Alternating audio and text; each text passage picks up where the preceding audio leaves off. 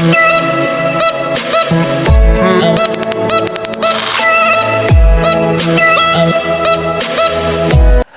का इस वीडियो में देखने वाले हैं 10 क्लास साइंस का पार्ट नंबर 10 प्रकाश का परावर्तन तथा अपवर्तन पार्ट का एमसीक्यू। तो इसमें सबसे पहला जो सवाल है एमसीक्यू में, प्रकाश की किरणें गमन करती है, कैसी गमन करती है? सीधी रेखा में, यानी प्रकाश की किरण कैसे चलती है? एक सीधी रेखा में चलती है। ठीक है, चलिए आगे। प्रकाश तरंग का उदाहरण, प्रकाश तरंग उदाहरण है, किसका उदाहरण है? विद्युत चुंबकीय तरंग का। तो प्रकाश जो है ना, यानी कोई लाइट जो है ना, किसका उदाहरण है? विद्युत चुंबक तरंग का उदाहरण है। ठीक है, आगे 3 नंबर एमसीक्यू सवाल है, निर्वात में प्रकाश की चाल होती है। तो हवा जो निर्वात होता है, निर्वात यानी हवा में प्रकाश का चाल कितना होता है? 3 × 10⁸ मीटर पर सेकेंड का स्पीड होता है उसका चाल प्रकाश का हवा में। ठीक है, या फिर निर्वात बोले तो खाली जगह में। ठीक है, आगे बोले, चलिए आगे देखिए, ध्यान सुनिए। 4 नंबर आपका सवाल है एमसीक्यू में, समतल दर्पण द्वारा बना प्रतिबिंब होता है काल्पनिक। ठीक है, आपको याद रखना है, समतल दर्पण द्वारा बना प्रतिबिंब काल्पनिक होता है। 5 नंबर सवाल है, समतल दर्पण द्वारा बना प्रतिबिंब होता है सीधा, बराबर, आभासी। ठीक है, तो यहाँ पे थोड़ा ध्यान दीजिएगा, इसमें सही ऑप्शन हो जाएगा इसमें से सभी, यानी कि सीधा भी बनता है, बराबर भी बनता है और आभासी भी बनता है, यानी कि ये सब के सब गुण जो है ना समतल दर्पण के पास होता है। तो इसलिए ये जो ऑप्शन नंबर डी है आपका सही करेक्ट हो जाएगा। ठीक है, 6 नंबर एमसीक्यू सवाल है, समतल दर्पण में प्रतिबिंब की प्रकृति क्या होती है? तो आपको याद रखना है समतल दर्पण का प्रकृति क्या होता है? आभासी तथा सीधा, यानी किस प्रकार से प्रतिबिंब बनाता है? आभासी और सीधा। ठीक है, आगे बढ़ते हैं। अगला सवाल है सवाल नंबर 7 नंबर एमसीक्यू देखिएंगे, एक समतल दर्पण में वक्रता त्रिज्या r है तो उसका मान क्या होता है? वक्रता त्रिज्या का अनंत होता है। ठीक है, ये अनंत का साइन है। ठीक है, या फिर इन्फिनिटी बोल दीजिए इंग्लिश में। ठीक है, आपको याद रखना है, वेरी वेरी इंपॉर्टेंट क्वेश्चन बन जाता है ये। आपका वक्रता त्रिज्या क्या होता है? समतल दर्पण में अनंत हो जाता है। ठीक है, इसको याद रखना है। आगे बढ़ें। अगला सवाल है आपका सवाल नंबर 8। सवाल नंबर 8 है, समतल दर्पण की फोकस दूरी कितनी होती है? कितनी होती है? अनंत। समतल दर्पण का फोकस दूरी कितनी होती है? वो भी होता है अनंत। ठीक है, चलिए आप एक सवाल रहा 9 नंबर सवाल, एक लड़का समतल दर्पण से 100 सेंटीमीटर की दूरी पर लंबवत खड़ा है। तो एक लड़का है जो, ये मानते हैं ये समतल दर्पण है, इस समतल दर्पण के आगे में क्या है? एक लड़का यहाँ पे खड़ा है। ठीक है, कितनी दूरी पे खड़ा है? ये आईना से आपका 100 सेंटीमीटर दूर पे खड़ा है। कितना सेंटीमीटर? 100 सेंटीमीटर दूर पे खड़ा है। लड़के और प्रतिबिंब के बीच की दूरी होगी, देखिए आईना से अगर लड़का 100 सेंटीमीटर दूर में खड़ा है तो प्रतिबिंब भी आईना के अंदर में 100 सेंटीमीटर दूर में बनेगा। समझ में आ रहा है? तो 100 सेंटीमीटर दूर में बनेगा प्रतिबिंब, तो जोड़ देने पर कितना होगा? 100 कितना हो गया? 200 सेंटीमीटर टोटल हो जाएगा। ठीक है, अगर लड़का अगर मानते हैं आईना से 5 सेंटीमीटर दूर में खड़ा रहता तो इसका प्रतिबिंब अंदर में समतल दर्पण के अंदर में कितना दूर में बनता? 5 सेंटीमीटर दूर में बनता। यानी कि जितना आईना से दूर में खड़े होते हैं उतना ही दूर में आपका आईना के अंदर में भी प्रतिबिंब बनता है। वो किस दर्पण में? समतल दर्पण में। ठीक है, इसीलिए 100 सेंटीमीटर दूर में आईना से खड़े थे तो 200 सेंटीमीटर दूर में क्या हुआ? प्रतिबिंब बना। यानी कि 100 सेंटीमीटर आप बाहर में खड़े थे और 100 सेंटीमीटर आपका अंदर में प्रतिबिंब बना। समझ गए होंगे? आगे बढ़ें। तो सही जवाब हो गया 100 सेंटीमीटर। ठीक है, सॉरी 200 सेंटीमीटर। 10 नंबर, प्रकाश के परावर्तन के कितने नियम हैं? तो इसका सही जवाब है 2 नियम है प्रकाश के परावर्तन के। 11 नंबर सवाल, परावर्तन के नियम लागू होते हैं। आंसर है, सही आंसर है सभी परावर्तक पृष्ठ पर, यानी कि परावर्तन का नियम लागू होता है सभी जो वैसा पृष्ठ जो क्या कर सकते हैं? परावर्तन कर सकते हैं, यानी किसी को टकरा के वापस चल जाता है उसको क्या बोलते हैं? परावर्तन बोलते हैं। मतलब कोई प्रकाश किसी सतह को किसी सतह से टकरा के वापस मुड़ जाता है उसको हम क्या बोलते हैं, परावर्तन। ठीक है, तो ये परावर्तन का नियम सभी सतह के ऊपर में लागू होता है जो जो सतह पर क्या होता है, परावर्तन संभव होता है। समझे? तो इसको याद रखना है बात को। इसका सही आंसर हो जाएगा आपका ऑप्शन नंबर डी। अगला सवाल है सवाल नंबर 12, यदि आपतन कोण का मान 60 डिग्री है तो परावर्तन कोण का मान क्या होगा? तो आपको याद रखना है कि अगला सवाल है सवाल नंबर 12, यदि आपतन कोण का मान 60 डिग्री है तो परावर्तन कोण का मान क्या होगा? तो आपको याद रखना है कि आपतन कोण का मान जितना होगा परावर्तन कोण का भी मान उतना ही होगा। अगर आपतन कोण का मान 60 डिग्री है तो परावर्तन कोण का भी मान कितना होगा? 60 डिग्री होगा। ठीक है, आगे बढ़ते हैं सवाल नंबर 13। तो सवाल नंबर 13 देखेंगे हम लोग। सवाल नंबर 13 है मुख्य अक्ष के समांतर आने वाली किरणें दर्पण से परावर्तन के बाद जिस बिंदु पर मिलती है उस बिंदु को क्या कहते हैं? उस बिंदु को बोलते हैं फोकस। सवाल नंबर 13 है मुख्य अक्ष के समांतर आने वाली किरणें दर्पण से परावर्तन के बाद जिस बिंदु पर मिलती है उस बिंदु को क्या कहते हैं? उस बिंदु को बोलते हैं फोकस। यानी जैसे ही आईना से कोई समांतर प्रकाश आके टकराता है तो टकराने के बाद वापस परावर्तन के वक्त कहां से होकर गुजरता है? फोकस से होकर गुजरता है। ठीक है, सवाल नंबर 14, यदि आपतित किरण और परावर्तित किरण के बीच 90 डिग्री का कोण बनता है तो परावर्तन कोण क्या होगा? तो आपको याद रखना है कि आपतित किरण और परावर्तित किरण के बीच में जो बनने वाला जो कोण होता है उसको 2 से भाग कर देने पर हम लोग को पता चल जाता है परावर्तन कोण का मान। तो 90 को 2 से भाग कर देंगे तो कितना आ जाएगा? 45। तो ये सही ऑप्शन हो गया 45। ठीक है, आपको फिर पूछ सकता है कि आपका 90 डिग्री है आपतित किरण और परावर्तित किरण के बीच का कोण, तो यहां पे आपतित किरण का कोण कितना होगा बोल के पूछेगा तो आपको क्या बोलना है? बस आपका परावर्तित किरण का कोण 45 होगा तो आपतित किरण का भी कोण कितना होगा? 45 ही होगा। ठीक है, इसको याद रखना है बात को आपको। चलिए आगे बढ़ें। सवाल नंबर 15। सवाल नंबर 15 आपका रहा, गोलीय दर्पण मुख्यतः कितने प्रकार के होते हैं? गोलीय दर्पण मुख्यतः 2 प्रकार के होते हैं। कौन कौन सा? उत्तल दर्पण और अवतल दर्पण। ठीक है, चलिए सवाल नंबर 16 को देखते हैं। दर्पण मुख्यतः कितने प्रकार के होते हैं? दर्पण मुख्यतः 3 प्रकार के होते हैं, समतल दर्पण, उत्तल दर्पण, अवतल दर्पण। ठीक है, आगे बढ़ें। गोलीय दर्पण के ज्यामिति केंद्र को क्या कहते हैं? तो याद रखिएगा ज्यामिति केंद्र को क्या बोलते हैं? ध्रुव। यानी कोई भी दर्पण है आपका इस प्रकार से तो इसका जो यहाँ पे देखिए ये दर्पण है तो इस दर्पण का यहाँ पे देखिए ये जो आपका मुख्य अक्ष जो है, देखिए दर्पण के बीचों बीच से एक लकीर इस प्रकार से खींचते हैं। ठीक है, ध्यान सुनिए, दर्पण के बीचों बीच से एक लकीर इस प्रकार से खींचते हैं, इस लकीर को बोलते हैं मुख्य अक्ष। और मुख्य अक्ष जहाँ पे काटता है उस बिंदु को हम बोलते हैं पी यानी कि ध्रुव। समझे?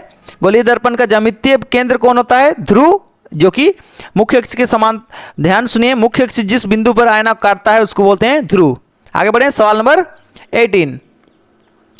तो सवाल नंबर 18 है आपका। ठीक है, तो सवाल नंबर 18 है आपका,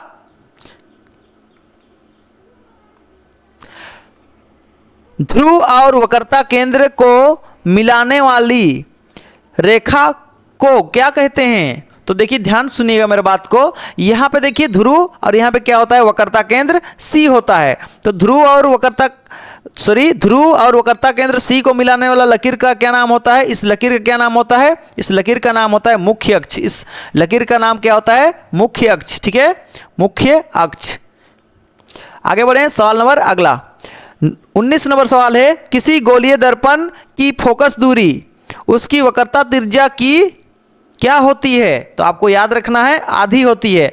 यानी कि किसी भी दर्पण में फोकस दूरी जो होता है, फोकस दूरी किसका आधा होता है? वक्रता त्रिज्या का आधा होता है। यानी कि किसी को आधा करना है तो हम किससे भाग करते हैं? 2 से। ठीक है। तो देखिए r का आधा यानी कि अगर मानते हैं r का मान 40 होगा तो उसका 2 से भाग कर देंगे तो कितना हो जाएगा 20 यानी कि आधा, समझे। यानी कि एफ का मान जो है ना वक्रता त्रिज्या का क्या होता है, आधा होता है। एफ यानी कि फोकस, आर यानी कि वक्रता त्रिज्या, ठीक है। तो याद रखना है बात को, तो आधी सही आंसर हो गया, आधी। चलिए आगे बढ़े, सवाल नंबर 20। सवाल नंबर 20 आपका रहा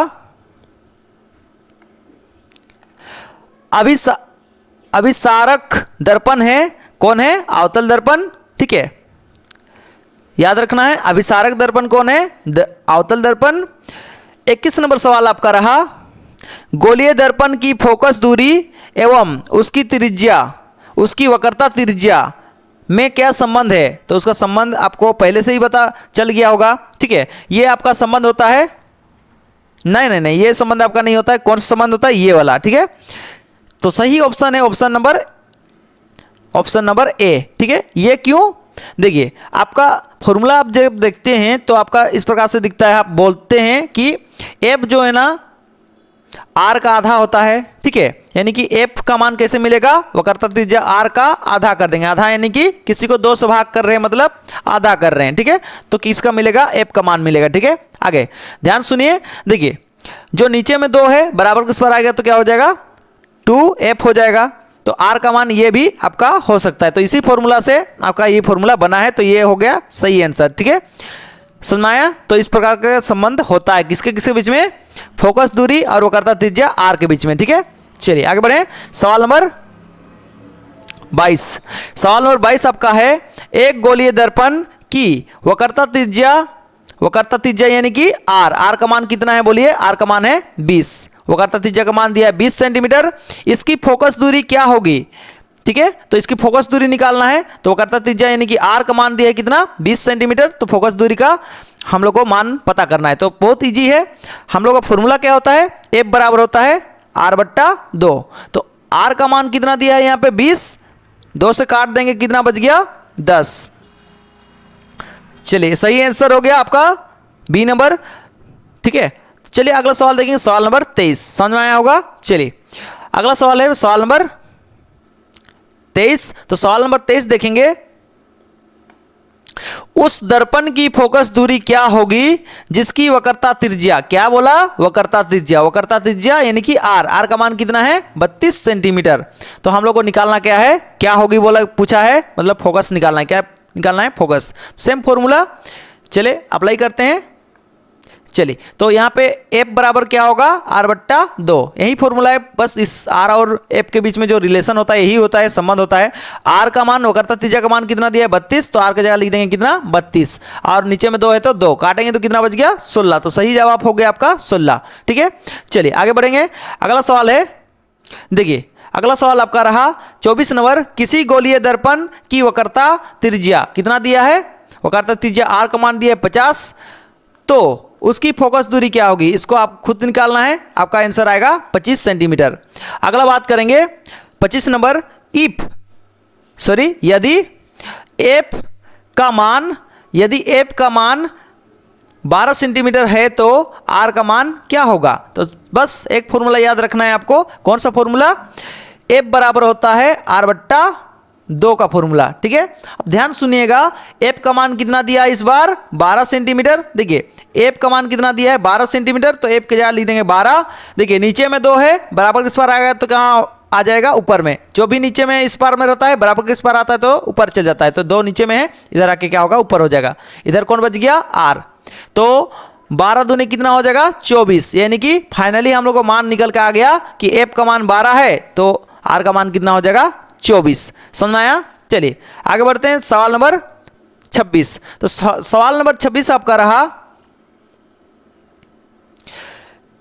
यदि वक्रता त्रिज्या का मान, वक्रता त्रिज्या यानी कि r, ठीक है, वक्रता त्रिज्या का मान 54 सेंटीमीटर है तो फोकस दूरी क्या होगी। तो इसको भी आपको निकालना है, वही वाला फॉर्मूला, वक्रता त्रिज्या r का मान दिया है, ठीक है, और फोकस दूरी का मान f का मान निकालना है, ठीक है। ये आपका होमवर्क रहेगा, और इसको निकालने पर आंसर कितना निकलेगा 27, ठीक है।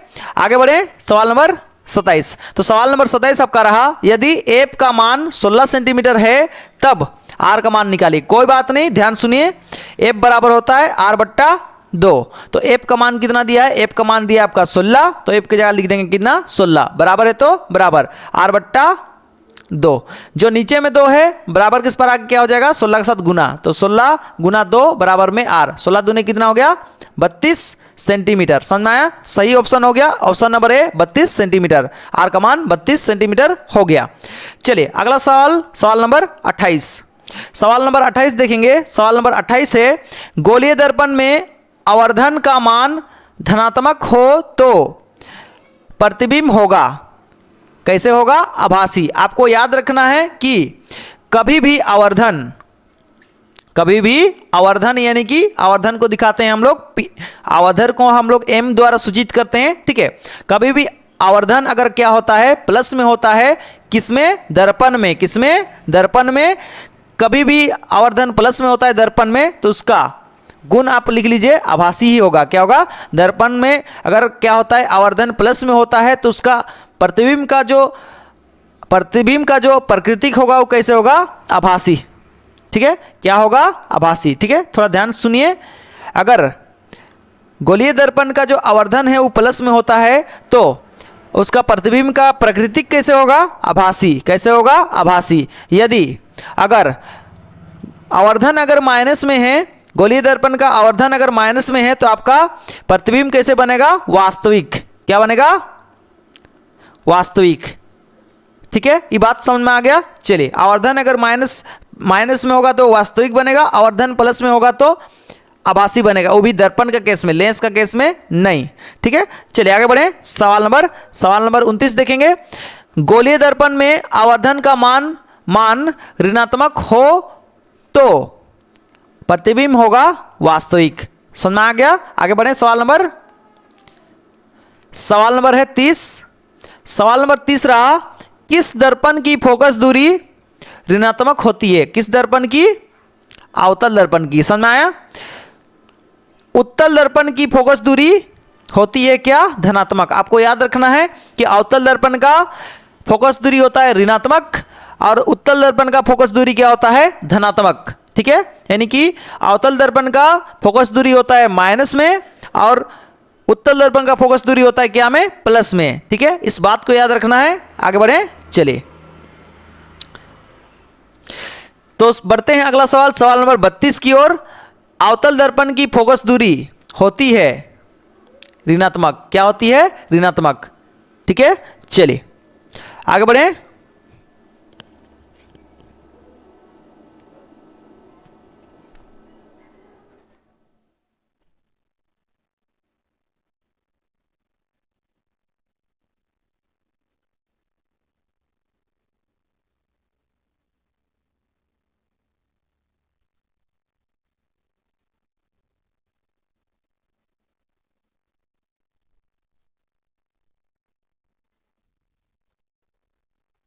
अगला सवाल है सवाल नंबर 33। किस दर्पण में, अगला सवाल है सवाल नंबर 33। अगला सवाल है सवाल नंबर 33। किस दर्पण में आभासी फोकस होता है। तो सही ऑप्शन है उत्तल दर्पण में आभासी फोकस होता है, ठीक है। आपको याद रखना है, दर्पण का ही एमसीक्यू चल रहा है यहाँ, जितना भी चल रहा है फोकस आभासी होता है किसका, उत्तल दर्पण का, ठीक है। आगे बढ़े, 34 नंबर में है, किस दर्पण में वास्तविक फोकस होता है, किस दर्पण में वास्तविक फोकस होता है, अवतल दर्पण में, ठीक है। आगे बढ़े, चलिए 35 नंबर सवाल है, अवतल दर्पण से परावर्तन के बाद किरणें किस बिंदु से होकर गुजरती है। तो अवतल दर्पण से परावर्तित होके आपका फोकस से होकर गुजरती है सभी प्रकाश किरणें, ठीक है। चलिए आगे बढ़े। अगला सवाल रहा आपका सवाल नंबर 36। किसी दर्पण से वस्तु को कहीं भी रखने से वस्तु के बराबर आकार का सीधा प्रतिबिंब बनता है तो दर्पण होगा समतल दर्पण। कौन सा दर्पण, समतल दर्पण। कहीं पे भी आप रखें तो उसका आकार जो है ना क्या होगा, बराबर होगा। वस्तु जितना बड़ा होगा उतना ही बड़ा उसका आकार होगा और साथ ही साथ क्या होगा, सीधा होगा, ठीक है, तो ये कौन सा दर्पण में मुमकिन है? समतल दर्पण में मुमकिन है। ठीक है, चलिए आगे बढ़े। सवाल नंबर 37। तो सवाल नंबर 37 है, अवतल दर्पण के सामने किसी वस्तु को कहाँ पर रखा गया है जिससे उसके समान आकार की उल्टी प्रतिबिंब बनेगी। तो आपको याद रखना है कि जब हम वस्तु को वक्रता केंद्र पर रखते हैं तो क्या होता है, जितना बड़ा वस्तु है उतना ही बड़ा क्या होता है, उसका प्रतिबिंब बनता है। इस बात को याद रखिए। वक्रता केंद्र को बोलते हैं वक्रता केंद्र सी पर वस्तु को रखेंगे तो उसका जो प्रतिबिंब है वो वस्तु के समान ही बनेगा। जितना बड़ा वस्तु होगा उतना ही बड़ा उसका प्रतिबिंब बनेगा। ठीक है, अधिक जानकारी के लिए आप क्या कर रहे हैं, किरण आरेख जरूर से जरूर देखें। आगे बढ़े, चलिए अगला सवाल है सवाल नंबर 38। तो अगला सवाल 38 देखते हैं। जब वस्तु अवतल दर्पण के वक्रता केंद्र सी पर हो तो प्रतिबिंब कहाँ बनेगा। देखिए, जब वक्रता केंद्र सी पर जब कोई वस्तु होता है तो आपका उसका प्रतिबिंब भी कहाँ पे बनता है, वक्रता केंद्र सी पर ही बनता है। और जितना बड़ा वस्तु रहेगा उतना बड़ा ही प्रतिबिंब बनेगा। ठीक है, लेकिन आपका उल्टा प्रतिबिंब बनता है। ठीक है, जितना बड़ा वस्तु है उतना ही बड़ा प्रतिबिंब भी बनेगा और सी में रखने पर कहाँ पे बनता है, सी में ही बनेगा। इस बात को याद रखना है आपको, खास बात है। ठीक है, आगे बढ़े। तो चलिए अगला सवाल देखते हैं, सवाल नंबर 39। तो अगला सवाल देखिए, ध्यान सुनिए। 39 नंबर है, किसी बीम यानी कि वस्तु का अवतल दर्पण द्वारा बना प्रतिबिंब आभासी, सीधा तथा बीम यानी कि वस्तु से बड़ा पाया गया वस्तु की स्थिति कहाँ होनी चाहिए। तो आपको याद रखना है कि कभी भी अवतल दर्पण में अगर आभासी, सीधा मिलता है आपको प्रतिबिंब, तो आपको हमेशा याद रखना कि कहाँ पे हम उस वस्तु को रखे हैं, दर्पण के ध्रुव तथा मुख्य फोकस के बीच में। ठीक है, इस प्रकार से दर्पण होता है, दर्पण का ध्रुव यहाँ पे होता है, फोकस यहाँ पे होता है और सी यहाँ पे होता है। तो हम क्या किए हैं, वस्तु को एप और ध्रुव के बीच में रखें, यानी फोकस दूरी और पी यानी कि ध्रुव, इसके बीच में कहीं पे अगर रखेंगे वस्तु को तो आपका प्रतिबिंब कैसे बनेगा, आभासी तथा सीधा बनेगा। आपको याद रखना है इस बात को। चलिए देखते हैं सवाल नंबर अगला, जो कि 40 नंबर होने वाला है। 40 नंबर, किसी दर्पण से आप चाहे कितनी ही दूरी पर खड़े हो आपका प्रतिबिंब सदैव सीधा प्रतीत होता है। संभवतः दर्पण है समतल या उत्तल, दोनों में से कोई एक आपका हो सकता है। ठीक है, आगे बढ़े। चलिए अगला सवाल है 41 नंबर सवाल है। 41 नंबर सवाल देखिएगा, कौन सा दर्पण आभासी, सीधा तथा वस्तु के आकार से छोटा प्रतिबिंब बनाता है। तो उसका सही उत्तर है आपका उत्तल दर्पण। चलिए अगला सवाल देखेंगे, सवाल नंबर 42। तो सवाल नंबर 42 है, किस दर्पण से वस्तु का प्रतिबिंब बड़ा बनता है। तो किस दर्पण से वस्तु का प्रतिबिंब बड़ा बनता है, सही उत्तर है अवतल दर्पण। ठीक है, आगे बढ़े। चलिए आगे बढ़ते हैं। अगला सवाल है सवाल नंबर 43। तो अगला सवाल है 43, अवतल दर्पण से वस्तु का प्रतिबिंब होता है,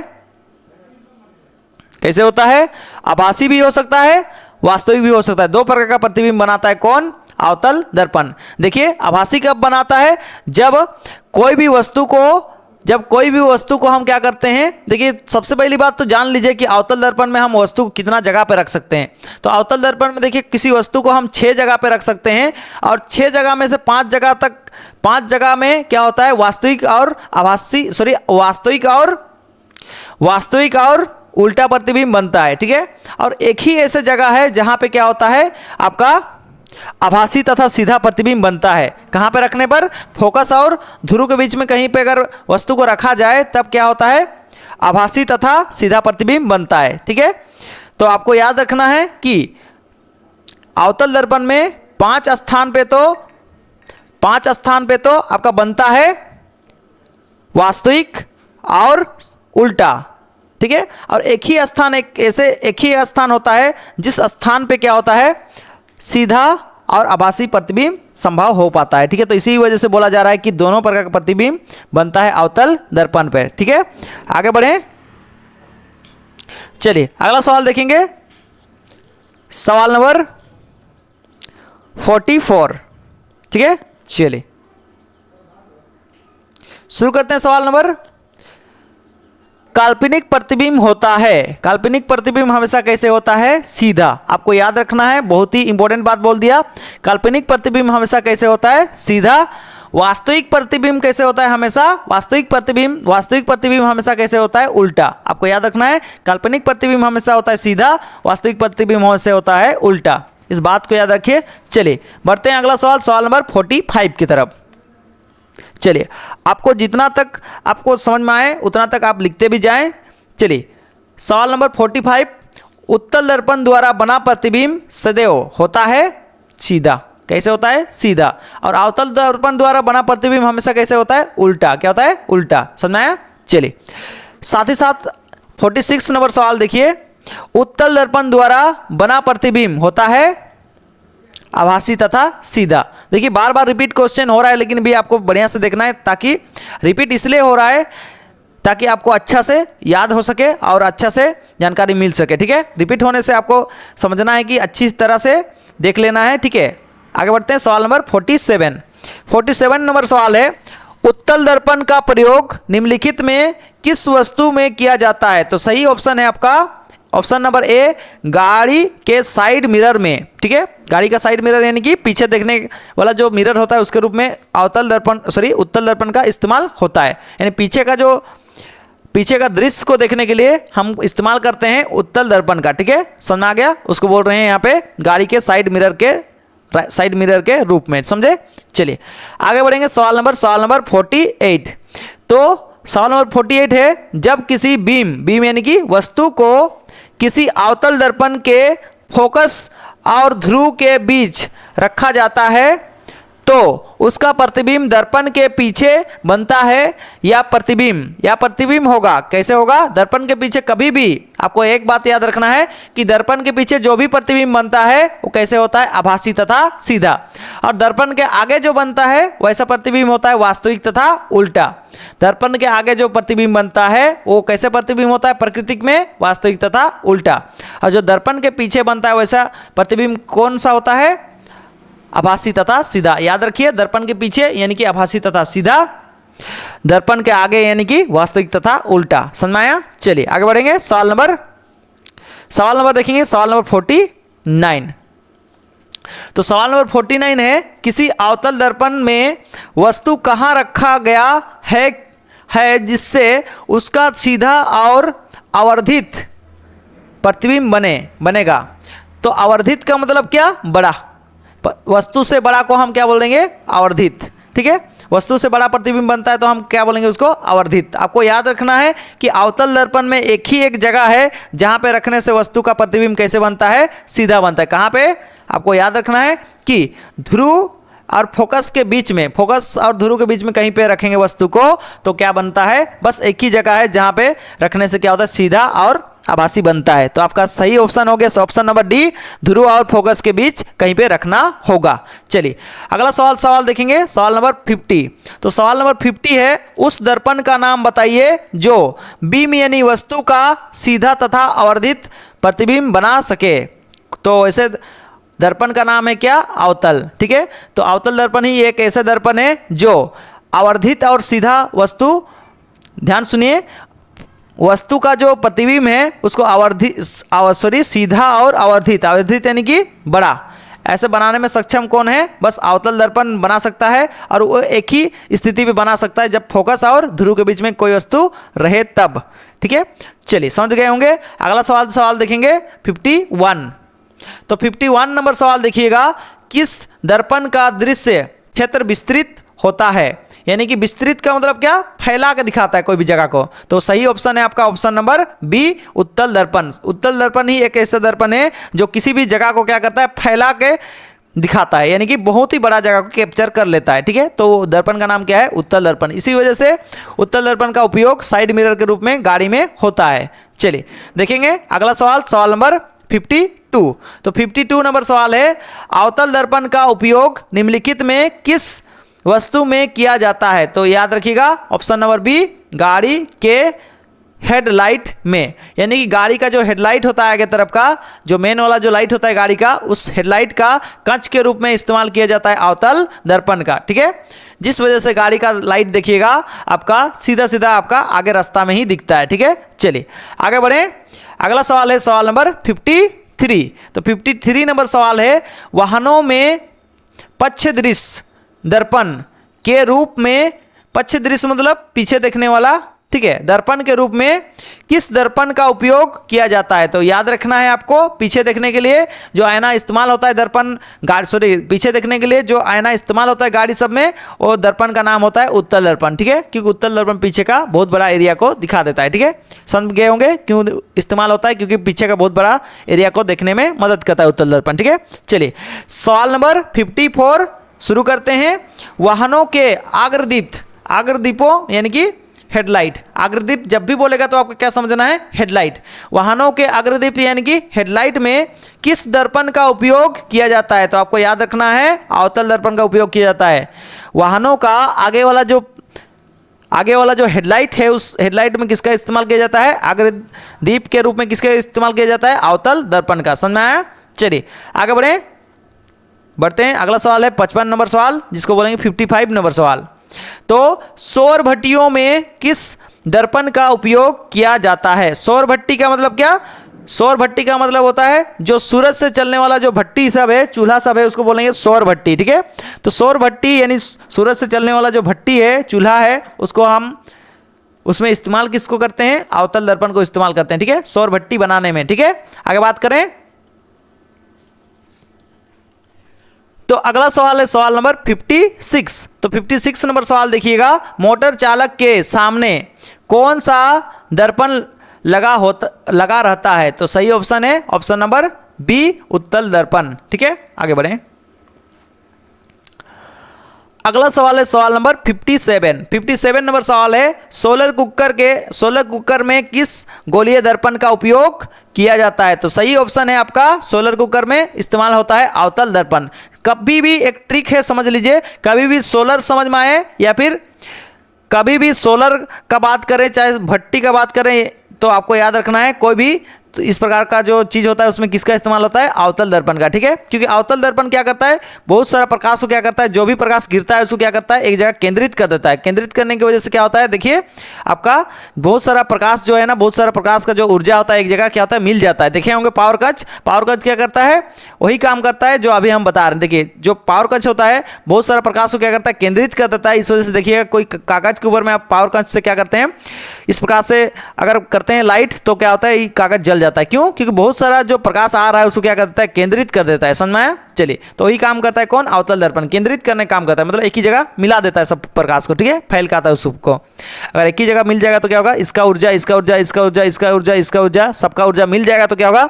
एक ही जगह मिल जाने की वजह से क्या होता है? बहुत ज़्यादा ऊर्जा हो जाता है। इस वजह से यहाँ पे देखिए पेपर में आग भी जल जाता है। ठीक है, तो इसी वजह से अवतल दर्पण का उपयोग किया जाता है सौर भट्टी, सौर कुकर के रूप में। ठीक है, चलिए आगे बात करें। सौर का मतलब समझ रहे हैं, सूरज से आने वाला जो प्रकाश है उसको बोलते हैं सौर ऊर्जा। ठीक है, और उसी से चलने वाला जो भी चीज़ होता है उसको बोलते हैं सौर कुकर। सौर नाम से ही आपको सुनाई देगा। ठीक है, तो अगला सवाल है सवाल नंबर 58।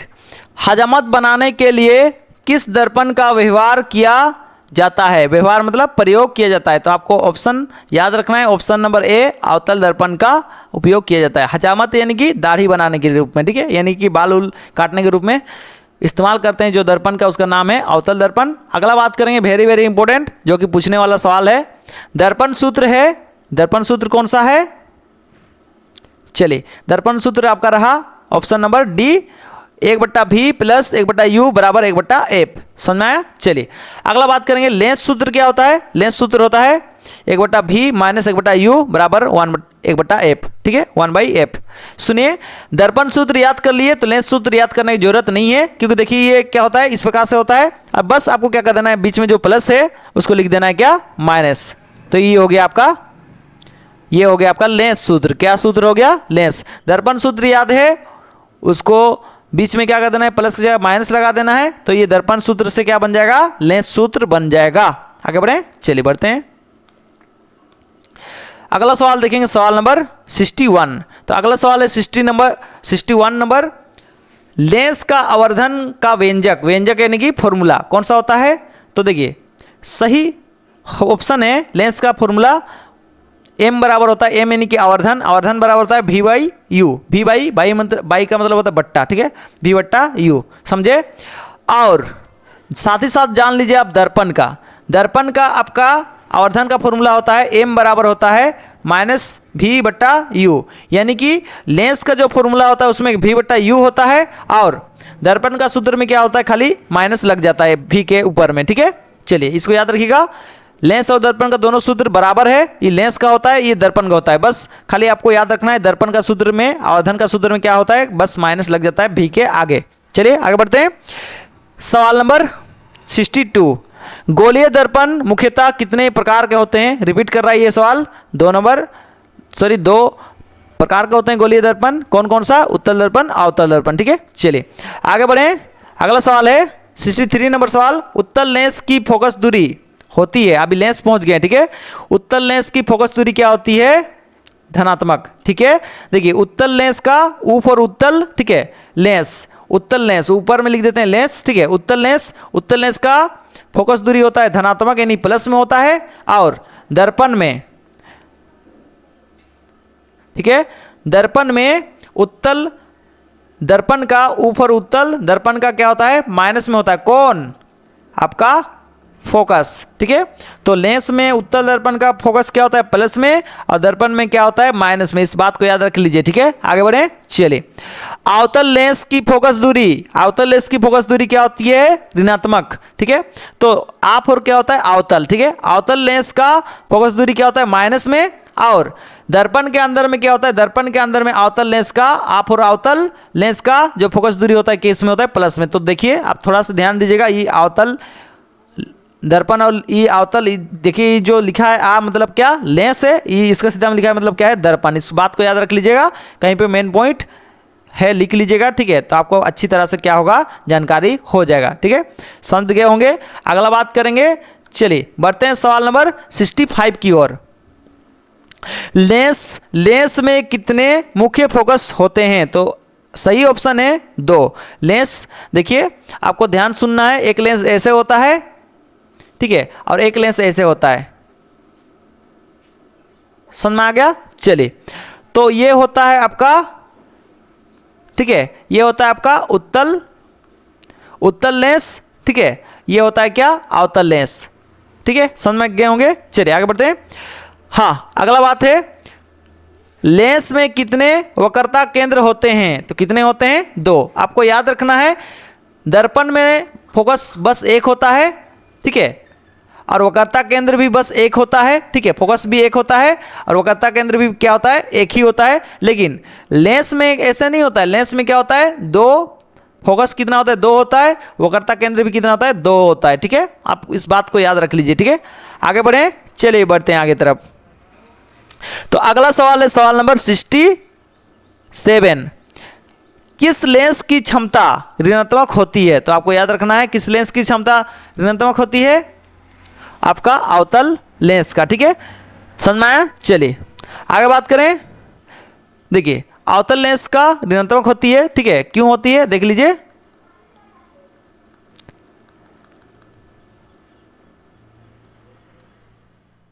चलिए इस बात को याद रख लीजिए बस, ठीक है, आगे बढ़े। चलिए आगे बढ़ते हैं, ठीक है। देखिए आगे बढ़े, इसका हो गया सवाल 68 नंबर सवाल। देखें किस लेंस की क्षमता धनात्मक होती है? तो सही ऑप्शन है आपका उत्तल लेंस, ठीक है। चलिए देखिए उत्तल लेंस का फोकस दूरी भी क्या होता है? प्लस में होता है, इस वजह से इसकी क्षमता भी क्या में होता है? धनात्मक होता है, ठीक है।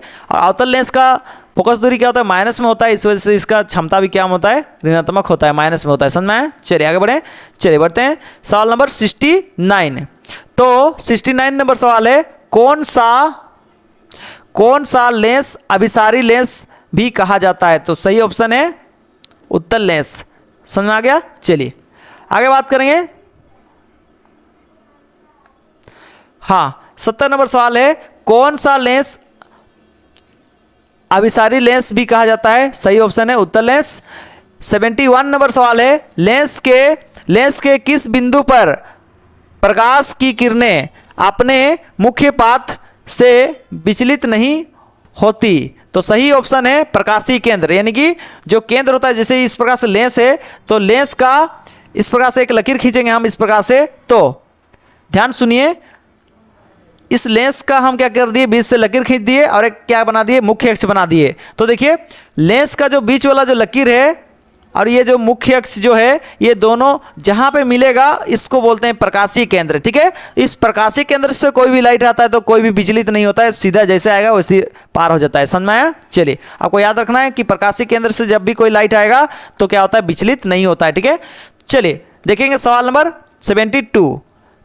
उत्तल लेंस को अभिसारी लेंस कहते हैं क्योंकि, इसका सही कारण है, यह प्रकाश की किरणों को एक जगह एकत्रित करता है। आपको याद रखना है, कभी भी अभिसारी बोलता है तो आपको समझना है कि कोई वैसा चीज जो क्या करता है, प्रकाश को एक जगह क्या करता है, एकत्रित, यानी इस टाइप से प्रकाश आएगा तो उसको क्या कर देगा, एक ही जगह जमा कर देगा। समझ में आ रहा है?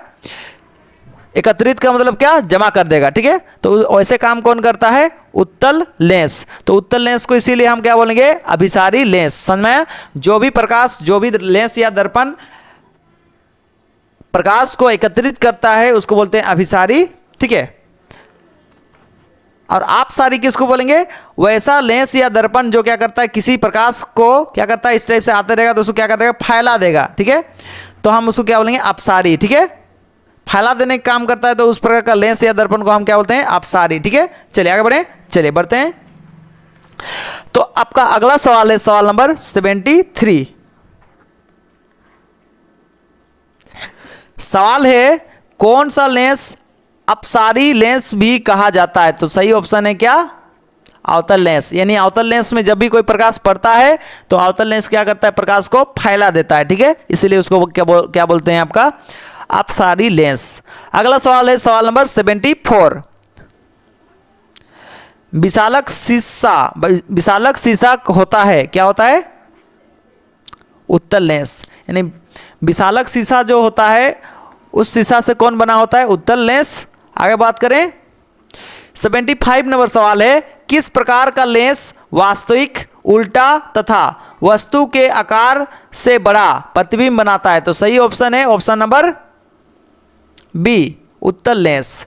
ठीक है, आगे बढ़े, चलिए बढ़ते हैं। अगला सवाल है सवाल नंबर 76।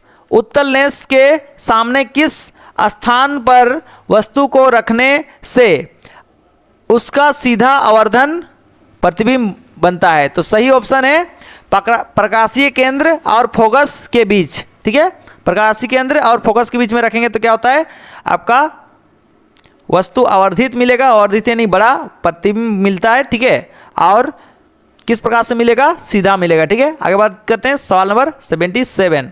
तो सवाल नंबर 77 है, उत्तल लेंस द्वारा वास्तविक आवर्धित प्रतिबिंब बनता है जब वस्तु स्थित होता है। कहाँ पे स्थित होता है?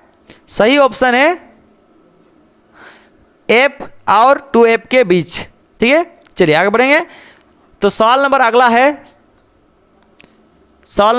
78। ठीक है, तो 78 नंबर सवाल है, किस प्रकार का लेंस अपसारी, सीधा तथा वस्तु के आकार से छोटा प्रतिबिंब बनाता है? तो सही ऑप्शन है अवतल लेंस। ऑप्शन बी ए जो है ना सही है। और अगला सवाल देखेंगे सवाल नंबर 79। अवतल लेंस द्वारा बना प्रतिबिंब हमेशा वस्तु से होता है छोटा।